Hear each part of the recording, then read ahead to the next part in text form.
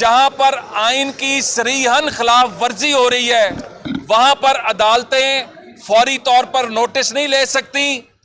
آج بھی پہلے ایک معزز بینچ کے پاس لگا, اس نے سننے سے انکار کر دیا اور چیف جسٹس کے پاس واپس بھیج دیا.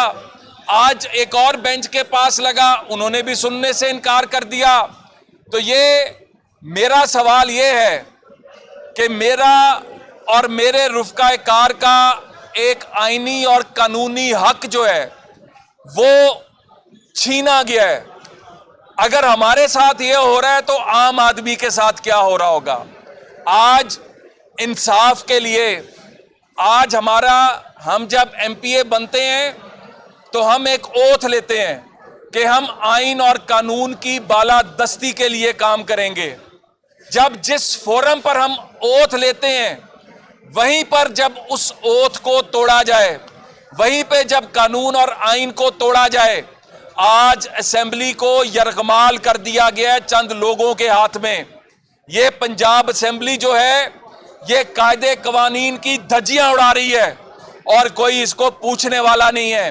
اپوزیشن کا داخلہ بند کیا ہوا ہے اور اس کے ساتھ 41واں سیشن ختم ہونے کا نام نہیں لے رہا, کیونکہ ان کو پتا ہے جس دن 41واں سیشن ختم ہو گیا نہ چیف منسٹر رہے گا, نہ اسپیکر رہے گا, نہ پنجاب میں پی ٹی آئی کی حکومت رہے گی. پاکستان کے عوام اور پنجاب کے عوام آج سوال کرتے ہیں کہ پنجاب ہمیشہ خود کفیل رہا آٹے میں گندم میں, آج کدھر ہے گندم؟ آج کیوں نہیں مل رہا آٹا عوام کو؟ اول تو مل نہیں رہا, اور مل رہا ہے تو اتنا مہنگا مل رہا ہے کہ لوگ 2 وقت کی روٹی کھانے سے جو ہے بے حال ہو چکے ہیں. صرف ایک چیز ہو رہی ہے اور وہ یہ ہے کہ جھوٹ بولو قوم کے ساتھ.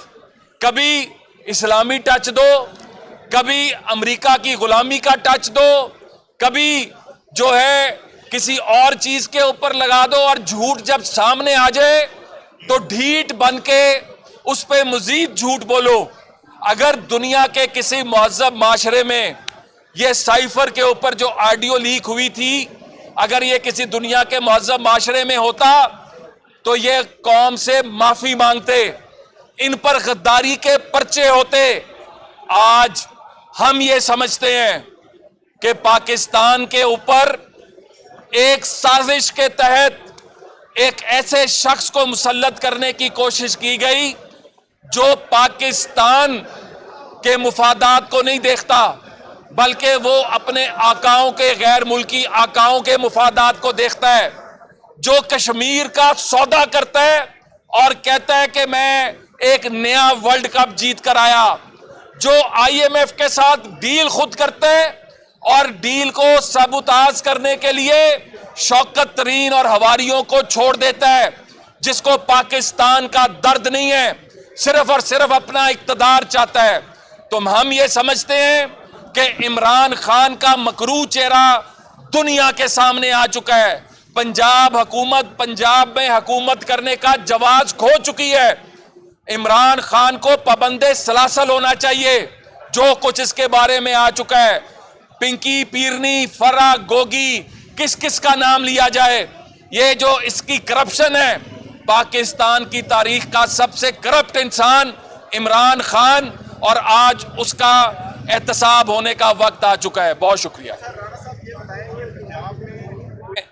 تیاری پوری ہے, نمبر بھی پورے ہیں, صرف نیا ایجنڈا سیٹ ہونا ہے. کئی چیزیں ہیں جو میں شیئر نہیں کر سکتا, لیکن ان قریب آپ دیکھیں گے کہ پنجاب ان ڈاکو راج پنجاب سے ختم کرنے کا وقت آ چکا ہے.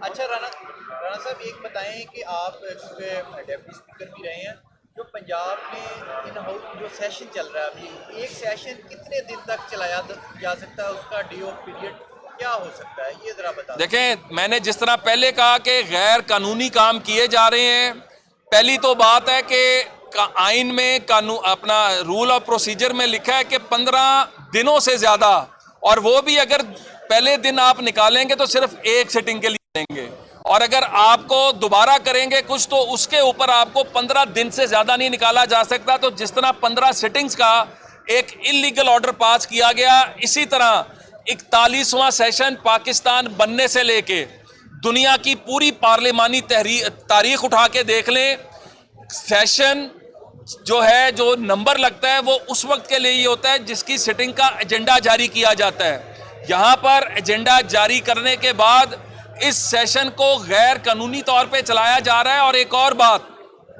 पंजाब के अंदर जो इस वक्त हालात हैं महंगाई के, इस सेशन को लंबा करने से करोड़ों रुपए का, बल्कि अब तो अरबों रुपए का नुकसान जो है वो हो रहा है और इसका फौरी तौर पर सदेबाप होना चाहिए। अच्छा राना साहब, एक बता दें कि परवेज लाही साहब इस वक्त लंदन में हैं, वो क्या इलाज की वजह से या कोई और मकसद? आपके तो दोस्त भी रहे हैं, आपको पता होगा किस लिए गए हैं। वो हकीम बदल गए।